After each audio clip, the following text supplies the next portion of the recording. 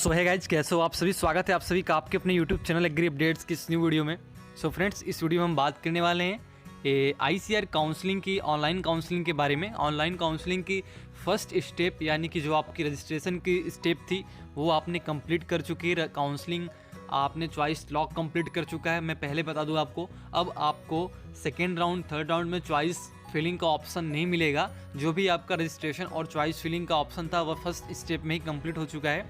अब बारी है आपकी फर्स्ट राउंड की काउंसलिंग की रिजल्ट्स की। ठीक है, तो काउंसलिंग कैसे होगी। काउंसलिंग आपने चॉइस फिलिंग कर दी, काउंसलिंग का रिजल्ट आएगा।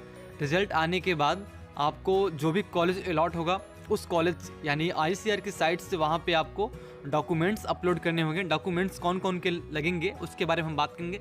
सबसे पहले मैं आपको बता दूं, लास्ट ईयर तक होता क्या था। लास्ट ईयर तक आपको ऑफलाइन यानी कि जो भी कॉलेज आपको अलॉट होता था उस कॉलेज में जाकर आपको काउंसलिंग करनी होती थी। बट अभी इस ईयर से कोविड के सिचुएशन में आपको कॉलेज नहीं जाना है, ऑफलाइन रिपोर्टिंग नहीं होगी। आपकी रिपोर्टिंग, डॉक्यूमेंट्स वेरिफिकेशन सब कुछ ऑनलाइन होगा। लेकिन जब आपकी पूरी प्रोसेस, जब आपका सेकेंड राउंड थर्ड राउंड का भी काउंसलिंग का रिजल्ट आ जाएगा, जब आपकी पूरी काउंसलिंग कंप्लीट हो जाएगी first round to last round तक, ठीक है, उसके बाद आपको जो भी फाइनल कॉलेज अलॉट होगा, जो भी फाइनल यूनिवर्सिटी आपको अलॉट होगी, उस यूनिवर्सिटी में आपको जाकर वहाँ पे फिजिकल रिपोर्ट देना होगा। फिजिकल रिपोर्ट का मतलब ये है कि आपको फिजिकली पहले आप अपने डॉक्यूमेंट्स को ऑनलाइन अपलोड करोगे, ठीक है, काउंसलिंग के दौरान। ठीक, उसके बाद जब आपको यूनिवर्सिटी अलॉट हो जाएगी उस दौरान आपको काउंसलिंग में कौन कौन से डॉक्यूमेंट्स चाहिए उसके बारे में हम आपसे बात करेंगे।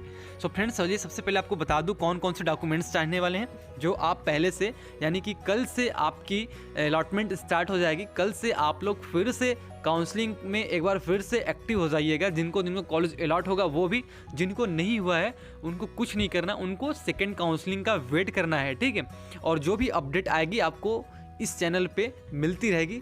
सो सबसे पहले आप लोग चैनल को जरूर सब्सक्राइब करके बेल आइकन को प्रेस करके रखिएगा। जैसे ही कोई अपडेट आएगी कल या फिर नेक्स्ट टाइम जब भी कोई अपडेट आएगी ICAR से रिलेटेड या फिर किसी भी एग्रीकल्चर एंट्रेंस एग्जाम से रिलेटेड, सबसे पहले आपको notification agree updates YouTube channel पर मिलती रहेगी।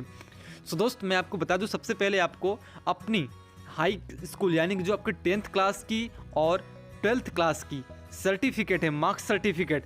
दोस्तों मैं आपको बता दूं, कुछ डॉक्यूमेंट्स आपके काउंसलिंग के दौरान लगने वाले हैं और कुछ डॉक्यूमेंट्स आपको काउंसलिंग के साथ ही साथ आपको फिजिकल रिपोर्ट यानी कि जब आपको कॉलेज अलॉट हो जाएगा, जब आप वहाँ पे प्रेजेंट उपस्थित रहोगे यानी कि फ्यूचर में जब भी आप वहाँ पे उनके ठीक सामने रहोगे तो उस टाइम आपको अपनी डॉक्यूमेंट्स को ऑफलाइन ओरिजिनल डॉक्यूमेंट्स को वहाँ पे सबमिट करके शो करनी होगी। ठीक है, तो अभी फ़िलहाल जो आपको कल से यानी कि काउंसलिंग के दौरान कौन कौन से डॉक्यूमेंट्स लगने वाले हैं उसके बारे में बता दूं। पहला है आपका बर्थ सर्टिफिकेट। अगर आप नहीं है आपके पास तो कोई दिक्कत नहीं। अगर आपके पास क्लास 10th का सर्टिफिकेट है यानी कि जिस पे आपका DOB जो अभी फ़िलहाल आपने ICAR काउंसलिंग में फिलअप किया हुआ है, सेम आपकी DOB 10th क्लास में भी रहनी चाहिए। तो वो सर्टिफिकेट और आपकी क्लास 11-12th की मार्कशीट जो कि ग्रेड रिपोर्ट कार्ड है, अगर आपने मार्क्स CGPA पाया हुआ है तो वो भी चलेगा। ठीक है, तो वो ग्रेड सर्टिफिकेट आपके पास होना चाहिए। ये अभी आप कल से ऑनलाइन सबमिट करना, लेकिन इन दोनों की ओरिजिनल कॉपी आपको जब आपकी यूनिवर्सिटी अलॉट हो जाएगी, जब आपकी पूरी ICAR की फर्स्ट राउंड से लेकर लास्ट राउंड तक की काउंसलिंग ख़त्म हो जाएगी, कंप्लीट हो जाएगी, उसके बाद जब आपको फाइनल कॉलेज अलॉट होगा तो उस टाइम आपकी फ़िजिकल काउंसलिंग होती है। फिजिकल का मतलब ये है कि आपको डॉक्यूमेंट्स ओरिजिनल और आपको कॉलेज जाकर सबमिट करने हैं, उनको शो करने हैं। ठीक है, तो उन दोनों टाइम में आपको ये डॉक्यूमेंट्स चाहिए। नेक्स्ट बात करें हम ट्रांसफ़र सर्टिफिकेट की, यानी कि जिस टाइम आपने स्कूल को क्लास 12th पास आउट किया है जहाँ से जिस कॉलेज से, तो वो कॉलेज आपको एक ट्रांसफ़र सर्टिफिकेट प्रोवाइड कराते हैं। उस सर्टिफिकेट को आपको ऑनलाइन उसकी कॉपी सबमिट करनी है और उस TC सर्टिफिकेट को आपको ऑफलाइन कॉलेज में रिपोर्ट भी दे देना है। जब आपको कॉलेज अलॉट होगा तो उस टाइम आपको वो डॉक्यूमेंट्स, ओरिजिनल डॉक्यूमेंट्स वहाँ पे चाहिए। ठीक है, नेक्स्ट आपकी एडमिट कार्ड जो NTA के द्वारा इशू हुई थी।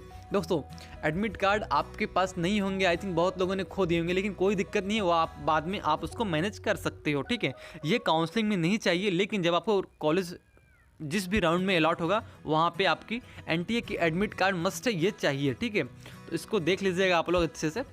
नेक्स्ट आपको ऑनलाइन एप्लीकेशन का कंफर्मेशन पेज जो आपने कंप्यूटर के टाइम जब आपने फॉर्म फिल किया था साइबर कैफे से या फिर फ़ोन से, तो उस टाइम आपको एक कंफर्मेशन पेज रजिस्ट्रेशन के टाइम मिला होगा ऑनलाइन एप्लीकेशन जब आपने फॉर्म फिल किया था मार्च अप्रैल मंथ में, तो वो कंफर्मेशन पेज आपके पास होगी आई थिंक। तो वो आपको चाहिए जब आपको कॉलेज अलॉट हो जाएगा तब वहाँ पे सबमिट करने के लिए। इसकी कोई ज़रूरत नहीं है अभी काउंसलिंग के दौरान, ठीक है। काउंसलिंग के दौरान वो चाहिए जो मैं आपको बता रहा हूँ। सबसे पहले काउंसलिंग लेटर आपके पास होना चाहिए जो आपके ईमेल से मिली है, या फिर आपका स्कोर कार्ड। काउंसलिंग लेटर का मतलब है आपका स्कोर कार्ड, ठीक है। तो वो स्कोर कार्ड आपका यहाँ पे होना चाहिए। ये स्कोर कार्ड आपको जब कॉलेज अलॉट होगा तो उस टाइम आपके पास होना चाहिए। अलॉटमेंट लेटर होना चाहिए उस टाइम आपके पास। और ये सभी चीज़ें अभी आपको कल नहीं चाहिए, लेकिन जब आपको कॉलेज अलॉट हो जाएगा उस टाइम आपको ये सभी चीज़ें चाहिए, यानी कि allotment letter, counselling letter, provisional admission letter वो आपको ईमेल के थ्रू मिल जाएगा। जब आपको कॉलेज यूनिवर्सिटी अलॉट हो जाएगी तो वो आपको ईमेल के द्वारा आपका प्रोविजनल एडमिशन लेटर मिल जाएगा, ठीक है।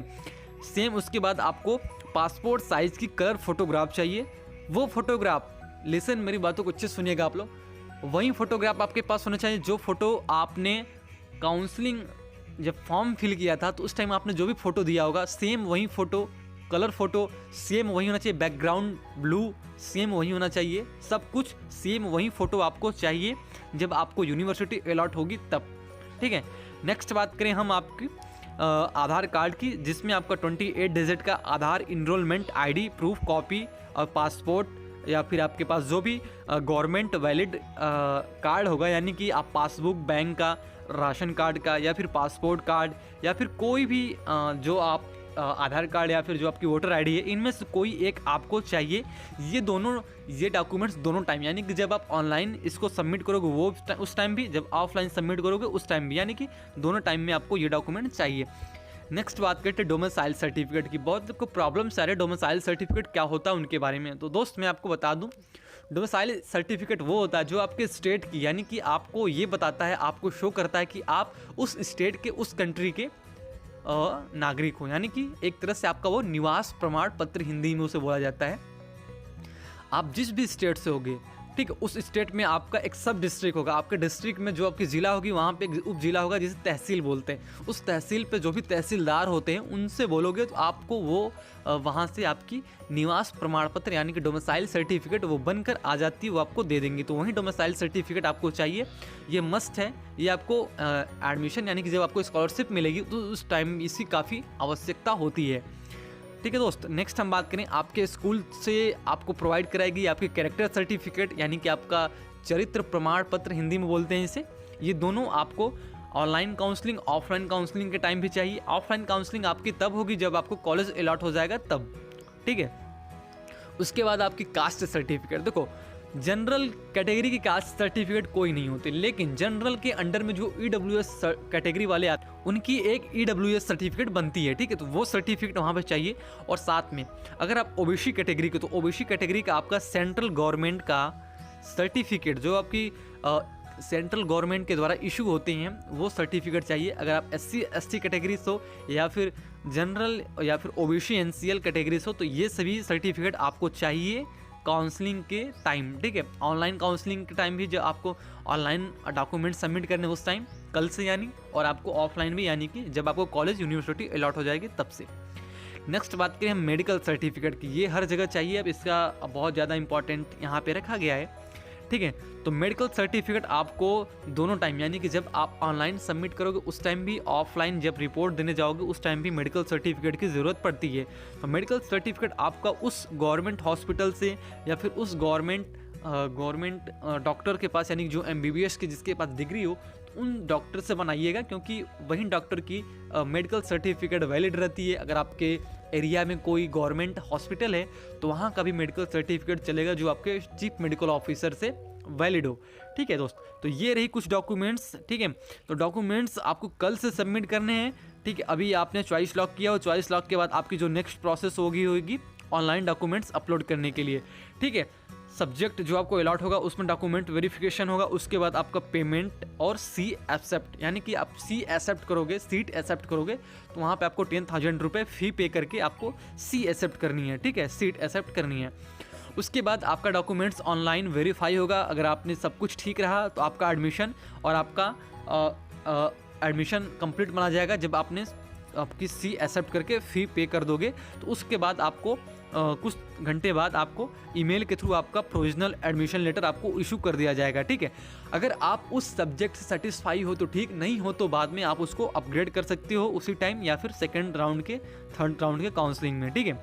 उसके बाद आपको जो भी कॉलेज अलॉट होगा, first round, second round, third round की जब पूरी प्रोसेस कंप्लीट हो जाएगी तो उस टाइम आपको कॉलेज विजिट करना होगा रिपोर्टिंग के लिए। उस कॉलेज में आपको जाकर वहाँ पे फिजिकल रिपोर्टिंग देनी होगी।